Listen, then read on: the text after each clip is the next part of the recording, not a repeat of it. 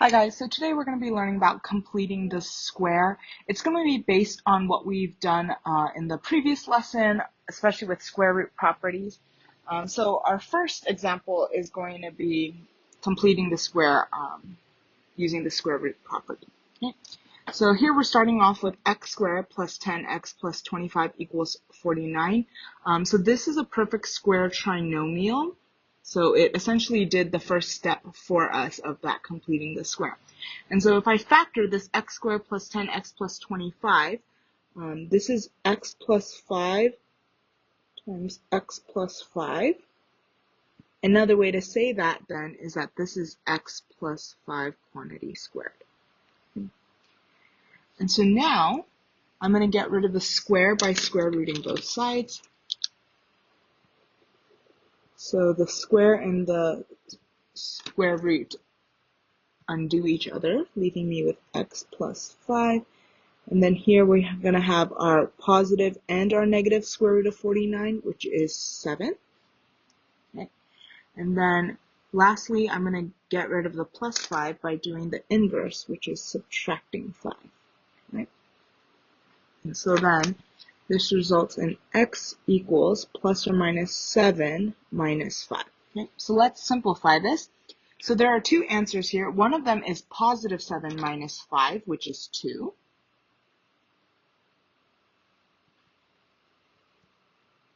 And then the other one is x equals negative 7 minus 5. And that is negative 12. So our two solutions is x equals 2 and x equals negative 12. Okay. So why don't you try check your progress 1A, and then once you're done, come check your answer. Okay, so for CYP 1A, you should have gotten 11 and 1. If you got that right, you can move on to example 2. If not, here is your explanation. So again, x squared minus 12x plus 36 is a perfect square trinomial. And so if I factor this, this is x minus 6 times x minus 6. Okay. Another way to rewrite this is x minus 6 quantity squared. So then to get rid of the squared, I'm going to square root both sides.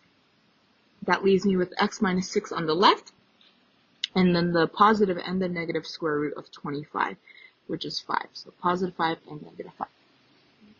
And then I'm going to get rid of my minus 6 by adding 6 to both sides. So x equals positive and negative 5 plus 6. So one of my answers is going to be positive 5 plus 6, and the other one is going to be negative 5 plus 6. 5 plus 6 is 11, and negative 5 plus 6 is 1. And so my two answers are 11 and 1. So here's our next one. We're going to be doing the same thing. So here, x squared minus 6x plus 9, this is a perfect square trinomial as well. Okay.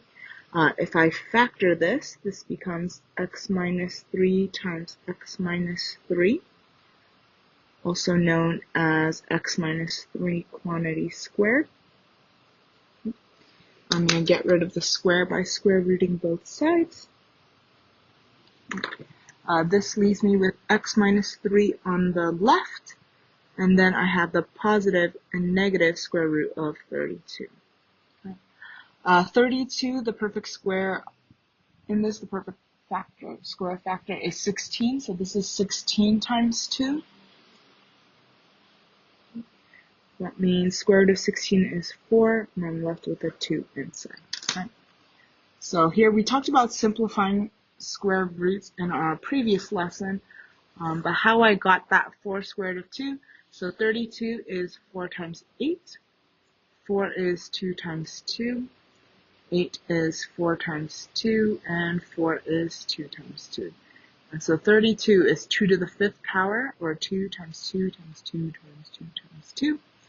This pair can leave as a group, this pair can leave as a group, so then leave it this way, left with this, and then the 2 times 2 is 4, so 4 squared root of 2. And so that's how I simplified it here.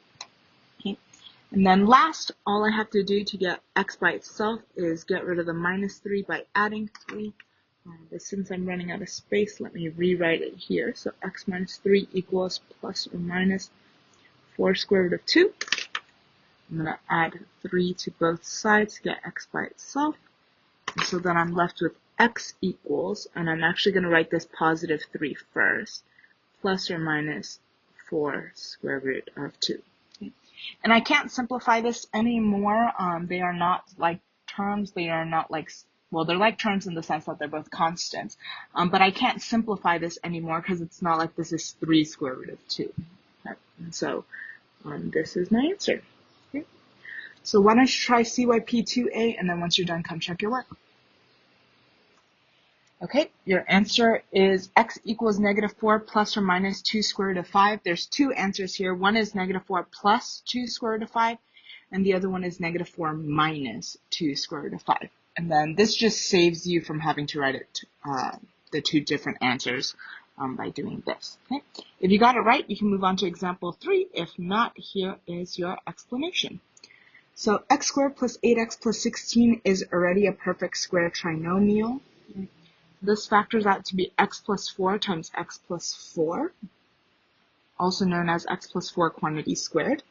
Then I'm going to get rid of the square by square rooting both sides. That leaves me with x plus 4 on the left and plus or minus square root of 20 on the right. 20 has a perfect square of 4 in it, right? It's 4 times 5. So that square root of 4 leaves the radical as a 2. The square root of 4 is 2.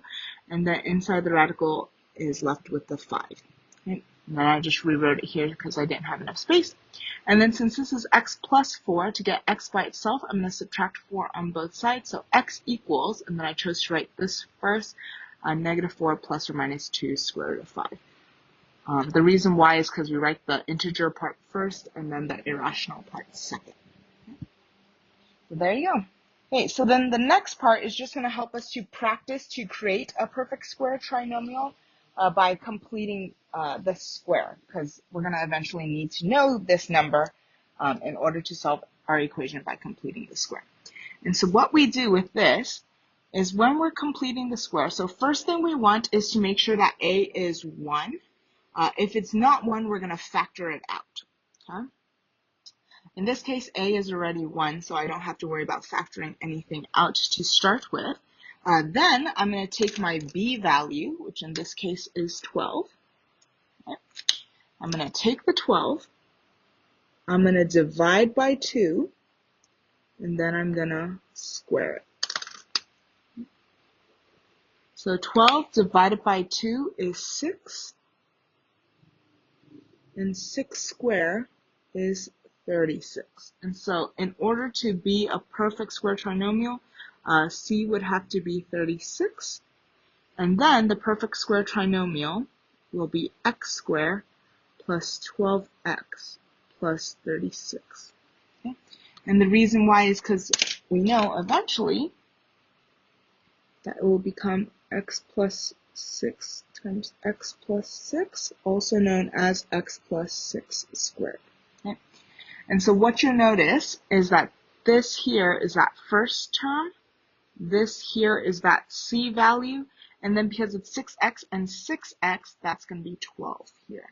Right? And so that's why our perfect square trinomial pattern is a plus b squared equals a squared plus 2ab plus b squared. Okay. Which is why to get the other one, we're going to have to divide by 2 and then square. Okay, so why don't you try CYP3, figure out what C is, and write the trinomial. And then once you're done, come check your answer. Okay, your C value is 49, and then once you plug that in and you factor it, it should be x minus 7 quantity squared. If you got that right, you can move on to example 4. If not, here's your explanation.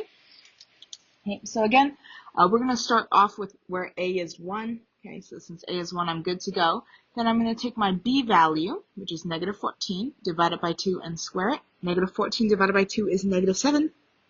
-7 squared is 49. Okay. Then, plugging that in, factoring this is x minus 7 times x minus 7, which is x minus 7 squared. Okay. Again, the reason why is because here, this squared should be this, and this times 2 will be this. Okay, so let's move on to actually completing the square now. So what we did in example 1, example 2, and example 3 is all to prepare to actually solve this equation by completing the square. Okay, so let's get started. So the first thing we're going to do is we're going to move the constant to the other side. Okay, so I'm going to move this minus 20 over by adding 20 to both sides.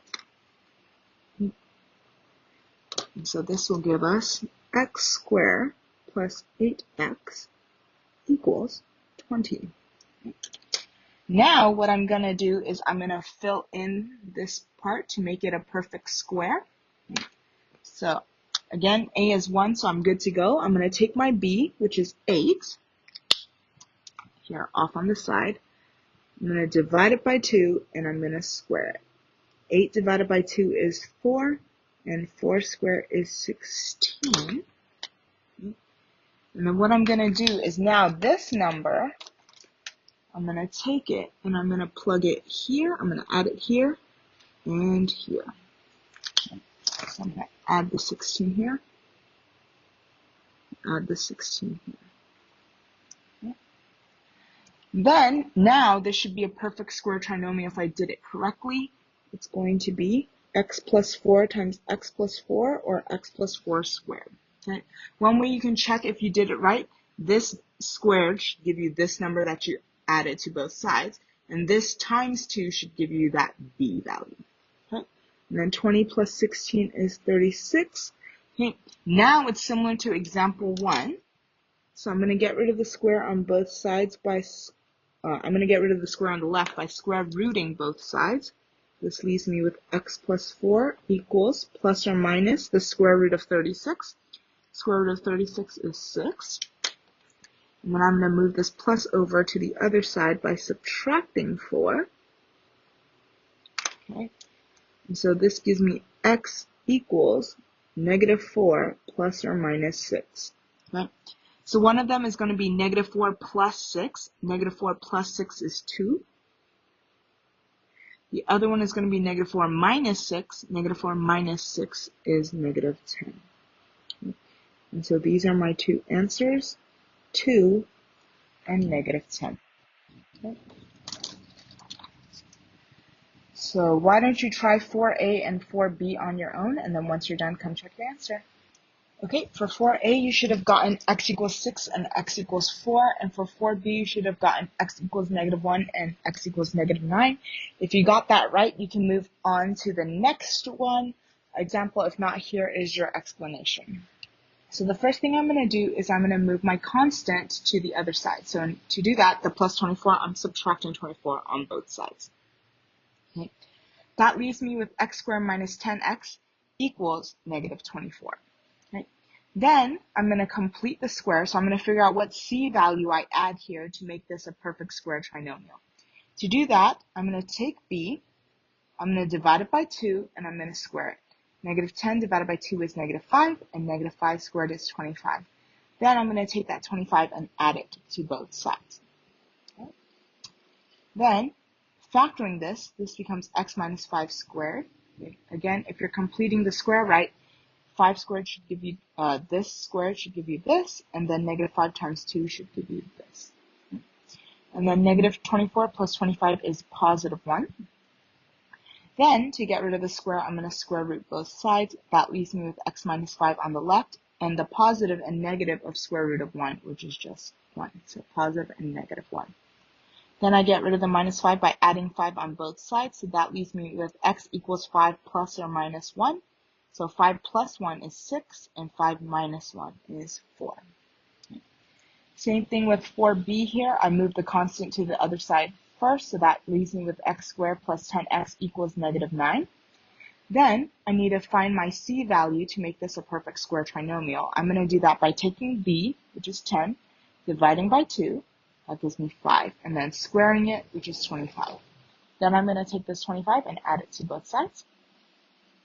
Then factoring this becomes x plus 5 squared. If I'm completing the square correctly, this 5 squared will give me this 25, and 5 times 2 gives me this 10. Negative 9 plus 25 is 16. To get rid of the square, I'm going to do the opposite, which is square rooting. Do it to both sides. This leaves me with x plus 5 on the left, and then the positive and negative square root of 16, which is 4. Okay. Then to get rid of the plus 5, I'm subtracting 5 on both sides. That leaves me with x equals negative 5 plus or minus 4. Negative 5 plus 4 is negative 1, and negative 5 minus 4 is negative 9. There you go. Okay. So all the ones we've done so far is where a is equal to 1. However, if a does not equal to 1, then there's something else we should do. Okay. If you look at the way the book does it, they have you divide it out. But while that works when you're solving it, it puts you in a bad habit because you can't do that later on when we're changing into vertex form or when we're doing conics. So what we're actually going to do is we're going to factor it out. Okay. The first thing I'm going to do is I'm going to move the constant over. Right. So first step starts the same. Okay. This leaves me with 2x squared minus 5x equals negative 3. Right. Then, since a doesn't equal 1, I'm going to factor it out. So I'm going to pull out the 2. And when you think about factoring, it's kind of the opposite of multiplying. So you can think about it as dividing out almost, but we're not. We're just factoring it out. So 2x squared divided by 2 is 1x squared. So that leaves me with the x squared. And here, when I factor out the 2, if we think about it as dividing by 2, then this will be negative 5 half x. Right? So later we're going to talk about which method is best, right? So completing the square works best when a is 1 and b is negative. If not, you're going to have to deal with a little bit more fractions. And if you're not fluent with fractions, then there's more possibility for you to make a mistake. Okay, then the next thing, we're going to do the same thing. We're going to take b. Now b has changed to be negative 5 halves. Okay. So we're going to take our negative 5 halves, and we're going to divide by 2. Okay. And then again, we're going to square it later. Okay. So one thing about fractions and dividing fractions, when we're dividing fractions, what we do is we keep the first one, so that'll be negative 5 halves. We flip it, so instead of 2, this is now going to be 1 half. And then we change the division to multiplication. Okay. And so this becomes negative 5 half. This becomes negative 5 fourths. And then as I square it, this will become 25 over 16. Okay. So now I'm going to add it to here. Okay. So this becomes 25 over 16. Okay. However, what's important to realize is this isn't really 25 over 16, right? Because here it has the 2. So really this is 2x squared. This is negative 5x. So this here is actually 2 times 25 over 16. Right. To simplify, this is really a 25/8. So even though I added 25 over 16 here inside the parentheses, what it actually stands for is I actually added 25 over 8. So to balance it out here on this side, I'm actually adding a 25 over 8. Okay. Then I'm going to continue and I'm going to factor that left side. Okay. So this 2 is here. And this is x minus 5 fourths squared. Right. What you should notice is that it became this number here, right? And I can check it because negative 5 fourths squared is 25 over 16. And if I multiply this by 2, I get my negative 5 half here. This is negative 24 over 8. So this becomes 1 over 8, right? So I changed the negative 3 so that way it's common denominator since I'm adding fractions here. Or you could have changed this to 3 and 1/8, right? So that's why I have 1/8 left over, okay?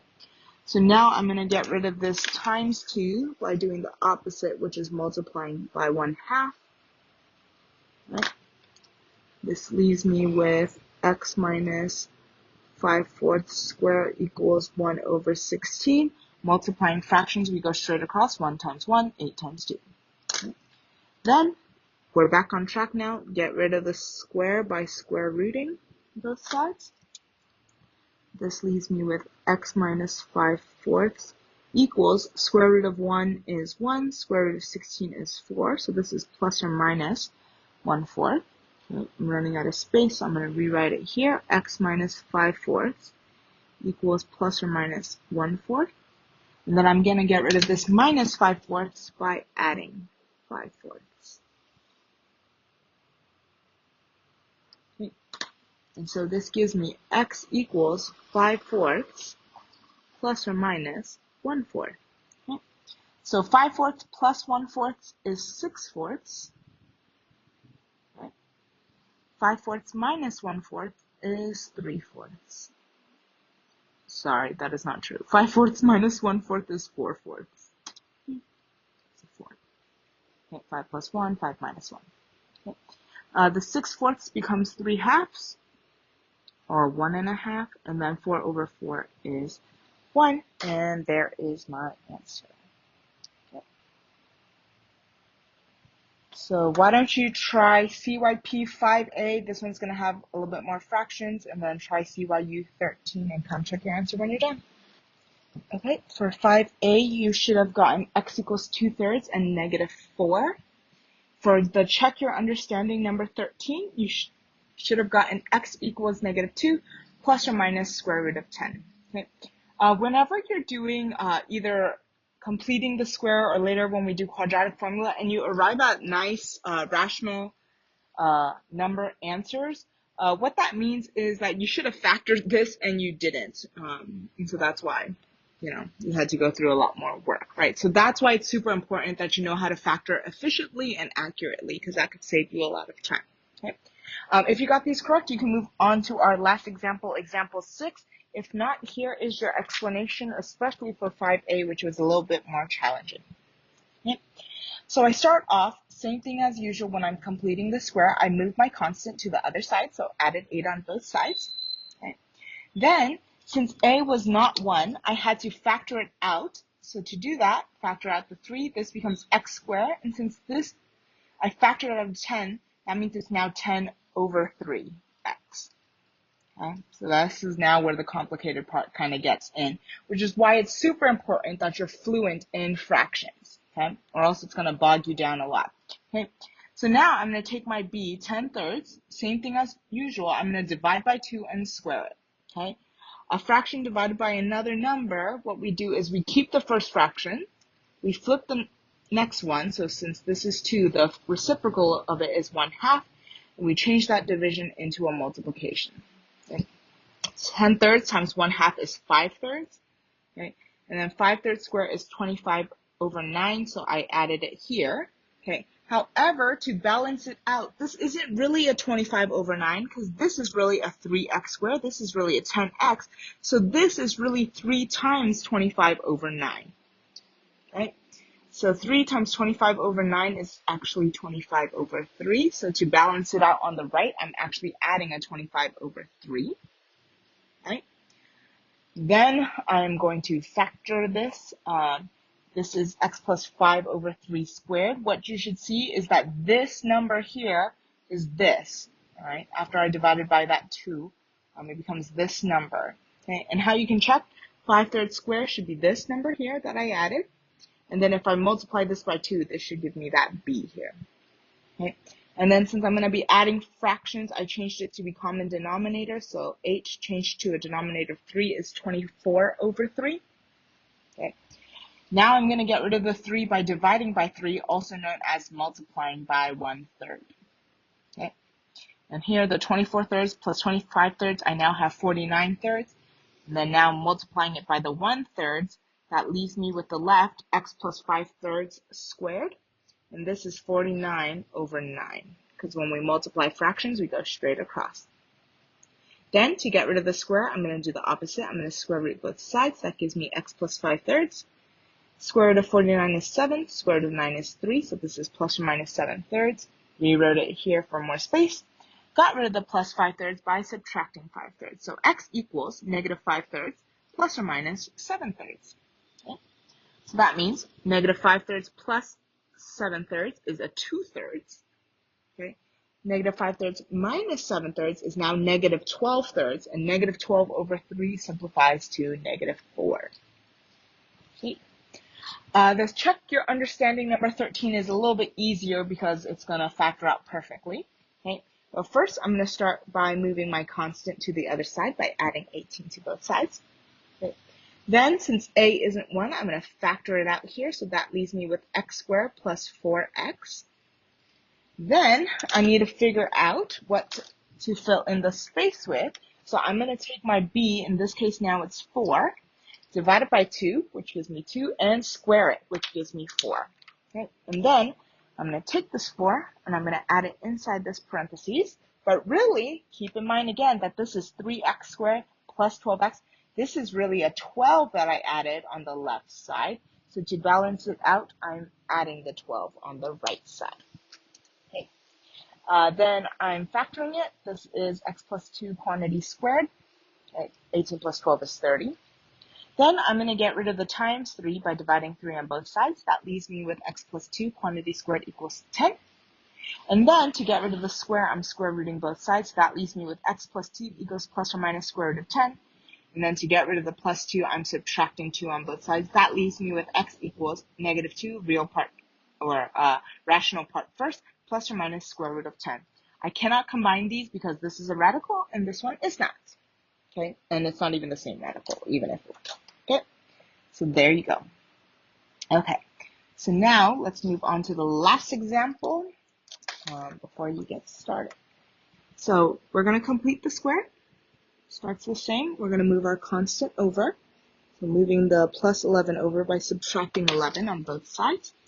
This gives me x squared plus 4x equals negative 11.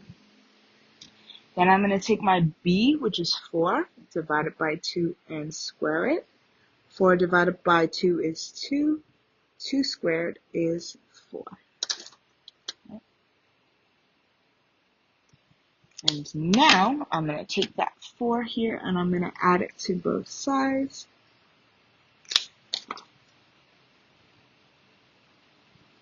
Okay. Then I'm going to factor this. This becomes x plus 2 squared equals negative 11 plus 4 is negative 7. Okay.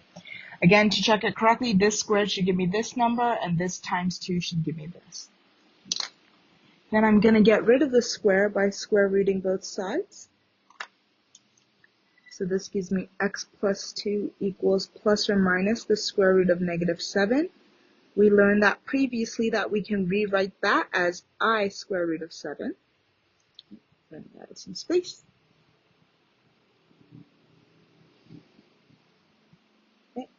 Then lastly, I'm going to get rid of this minus 2 by subtracting 2. And this gives me x equals negative 2 plus or minus I square root of 7. Okay.